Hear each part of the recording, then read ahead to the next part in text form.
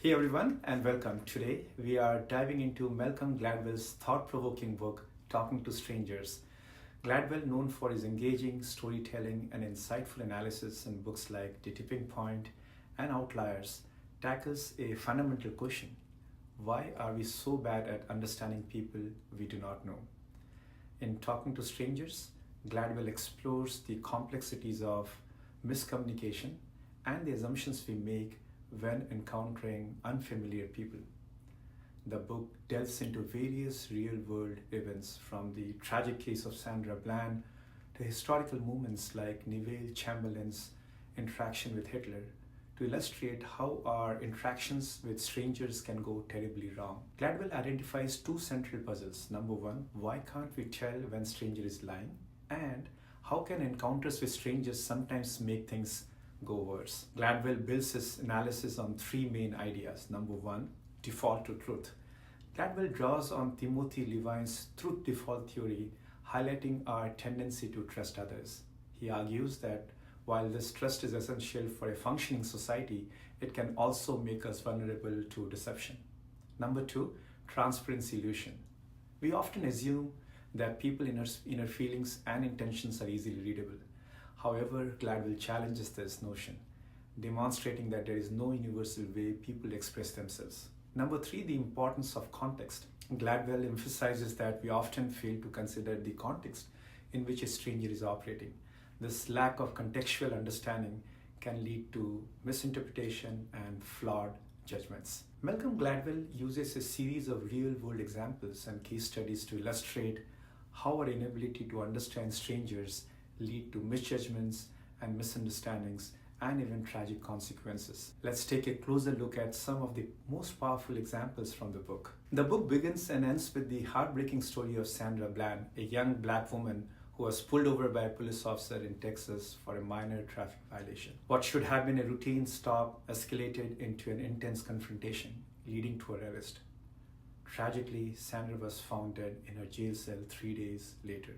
Gladwell uses this incident to explore how misunderstandings between strangers can spiral out of control. The officer, Brian Encina, made assumptions about Sandra's behavior, her frustration, her tone, and interpreted them as signs of aggression or guilt.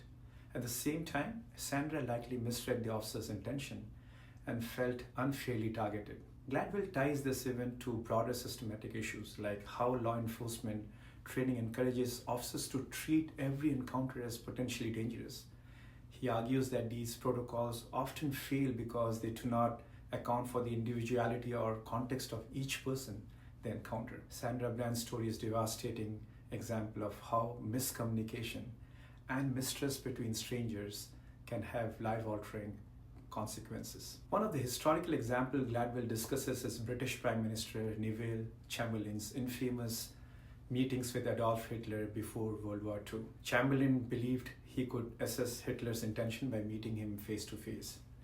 After their meetings, Chamberlain famously declared that Hitler was trustworthy and had no intention of starting a war. Of course, history proved Chamberlain wrong. Hitler went on to invade Poland, triggering World War II.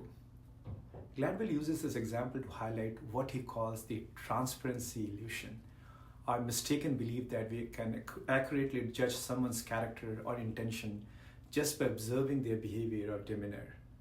Chamberlain thought he could read Hitler based on his personal interactions, but Gladwell argues that this approach was flawed because Hitler wasn't transparent. His outward behavior did not reflect his true intentions.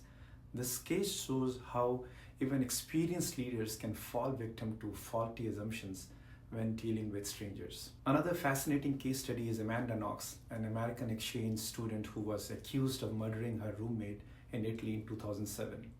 Knox was convicted and later exonerated after years of legal battles, but her case became a media sensation. Gladwell examines how cultural differences and biases played a role in how Knox was perceived.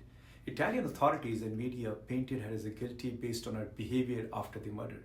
She seemed too calm, too composed, even playful at times. To them, this wasn't how an innocent person should act. However, Gladwell points out that people express emotion differently.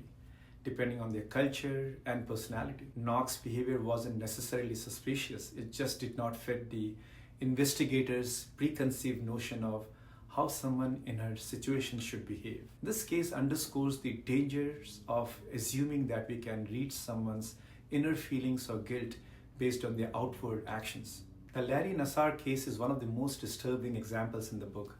Nassar, a doctor for USA Gymnastics, sexually abused hundreds of young athletes over decades while maintaining a facade of trustworthiness and professionalism. Gladwell explains this through the concept of default to truth, which means that humans are wired to trust others unless there is overwhelming evidence not to. This tendency is generally positive. It allows society to function, but it also makes us vulnerable to deception. In Nassar's case, many people, including parents, coaches, and even some victims, trusted him because he did not fit their idea of what an abuser looked like.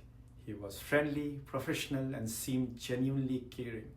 Gladwell argues that while defaulting to truth can lead to tragic failures like this one, it's also an essential part of human interaction.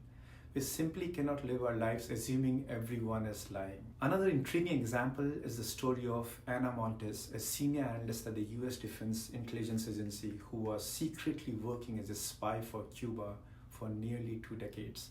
Despite being one of the most trusted members of her team, Montes managed to pass classified information to Cuba without raising suspicion. Gladwell uses this case to show how a default to truth bias can blind us to deception, even when there are red flags.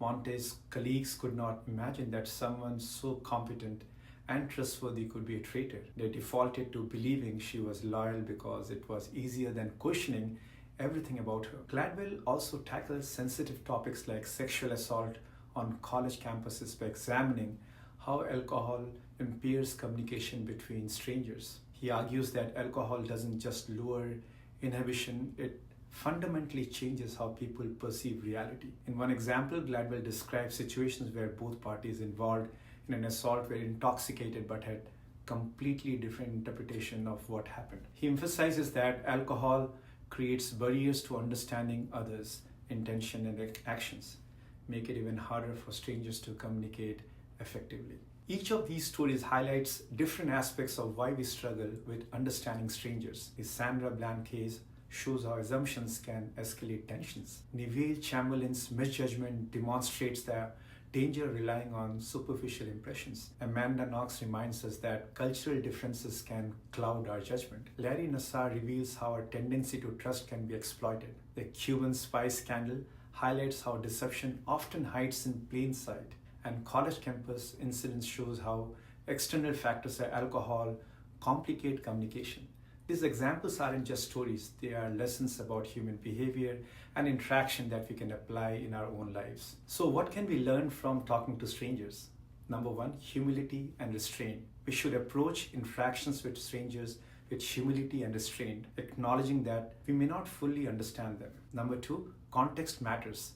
It's crucial to consider the context in which a stranger is operating, rather than relying solely on our initial impressions. Number 3, accept the limits of understanding. We need to accept that we cannot always understand strangers and avoid penalizing others for defaulting to truth.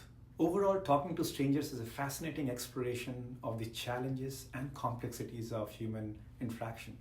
While it doesn't offer easy answers, it encourages us to question our assumptions, recognize our biases, and approach strangers with great empathy and understanding. It's a reminder that we are often inept at understanding strangers, and we cannot transform a stranger into someone familiar without cost or sacrifice.